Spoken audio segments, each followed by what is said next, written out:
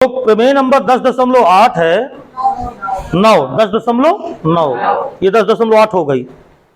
प्रमेय नंबर 10.9 है एक ही वृत्तखंड के कोण क्या होते हैं, बराबर। आइए इसको देखते हैं। एक ही वृत्तखंड का मतलब क्या हुआ, देखो ये वृत्त बनाया मैंने, ये वृत्त में मैंने ए बी एक चाप ले लिया, देखो इधर, और ये है सेंटर ऑफ सर्कल, वृत्त का केंद्र। एक ही वृत्तखंड का मतलब होता है कि जैसे चाप ए बी है, तो इस ए बी को छोड़ के अगर तुम यहां पर हो तो ये एक ही वृत्तखंड कहलाएगा, या ए बी में हो तो ये ए बी कहलाएगा, ये अलग वृत्तखंड। अच्छा बताओ, इसके कारण, इस चाप के कारण वृत्त कै भागों में बटा, 2 भागों में। एक हो गया चाप ए बी, और अगर इधर नाम ले लूं तो चाप बी है, बी ए, बी से तक। तो प्रमेय है कि एक ही वृत्तखंड पर कोण बराबर होते हैं। जैसे मान लो मैं बी ए पे ले लूं 2 कोण, यहां पे P कह दिया और यहां पे मैंने Q कह दिया, और ये मैंने यहां P ले लिया। देखो ये जो आपका P है ये BA पर है, बोलो, और जो Q है वो भी BA पर है, AB देखो अलग दिख रही है। तो अब जो कोण यहां पे बना ये वाला, ये, और जो इधर कोण बना ये वाला, यानी कि कोण APB ये है, और कोण AQB ये कोण।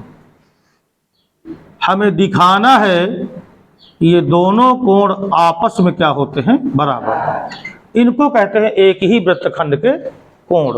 ये तो सुनिए, जब आप ज्ञात है लिखोगे तो आप कहोगे वृत्त COR में AB चाप है, राइट, चाप AB है,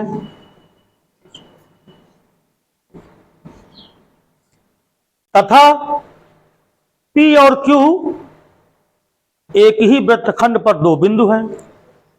P तथा Q एक ही वृत्तखंड पर 2 बिंदु हैं। तो हमें सिद्ध करना है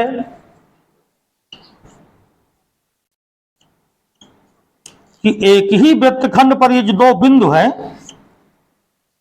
ए बी के द्वारा इनके बराबर कोण बनेगा, चाप के द्वारा, एक ही चाप द्वारा।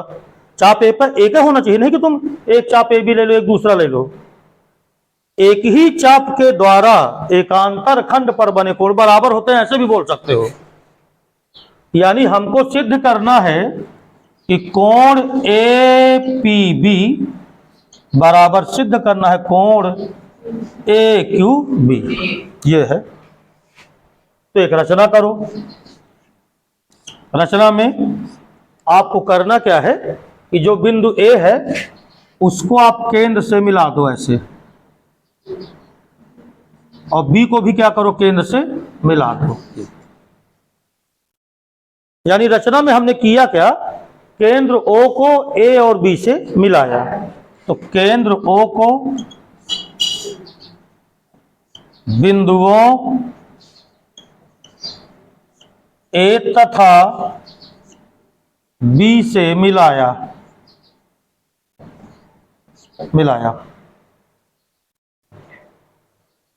अब जरा देखो इसकी उत्पत्ति कितनी आसान। ये बताओ, अभी थोड़ी देर पहले मैंने तुम्हें बताया था कि कोई चाप के दोनों सिरों को अगर तुम केंद्र से मिला दो तो जो केंद्र पे कोण बनता है वो चाप का क्या कहलाता, अंश माप। और ये एकांतर खंड पर जो कोण बनते हैं उनका कै गुना होता है, अभी किए है ना।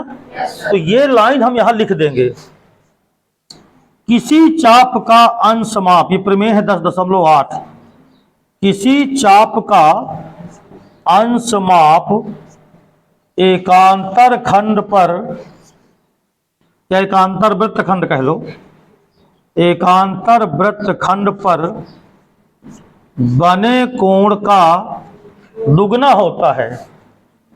बने कोण का दुगना या दूना, जो तुम्हें सूट करे, दूना होता है।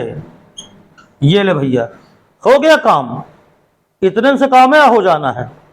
क्यों ये बताओ, ये भी तो एकांतर खंड पर है, तो ये जो चाप का अंश माप होगा, चाप का अंश माप समझ गए ना, चाप के द्वारा कहां पे बना कोण, इसलिए मैग्नीट्यूड का हो चाहे मेजर एंगल का हो, चाहे हिंदी में बोलो चाप का अंश माप, तो चाप पी क्यों लिख गया हूं मैं, चाप जबकि नाम वहां क्या है ए बी, तो चाप ए बी का अंश माप जरा बताओ मुझे, कोण एपीबी का 2 गुना होगा कि ना होगा, प्रमेय 10.8 ये ऊपर लिखी है, अंश माप है ये। समीकरण नंबर 1 पुनः है,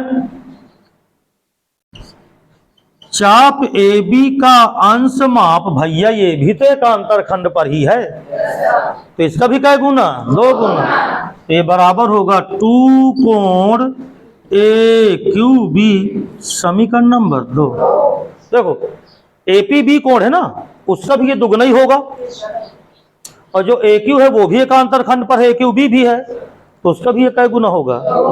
समीकरण 1 और 2 की जरा तुलना करना, तो अगर मैं समीकरण 1 तथा 2 की तुलना कर लूं, आप जानते हो तुलना करते हैं, अगर एक एक पक्ष बराबर हो तो दूसरा भी क्या होता है, बराबर। तो इधर m चाप ए बी का अंश माप, इधर m चाप ए बी का अंश माप, तो बोलो दोनों साइड बराबर है कि नहीं है, तो ये भी तो बराबर होना चाहिए, अर्थात ये आएगा 2 कोण एपीबी बराबर 2 कोण ए क्यू बी, और 2 से 2 कैंसल हो गया। तो बताओ क्या आया, कोण एपीबी बराबर कोण ए क्यू बी, यही हमें क्या करना है, तो एकांतर खंड पर बने कोण क्या होते हैं, बराबर।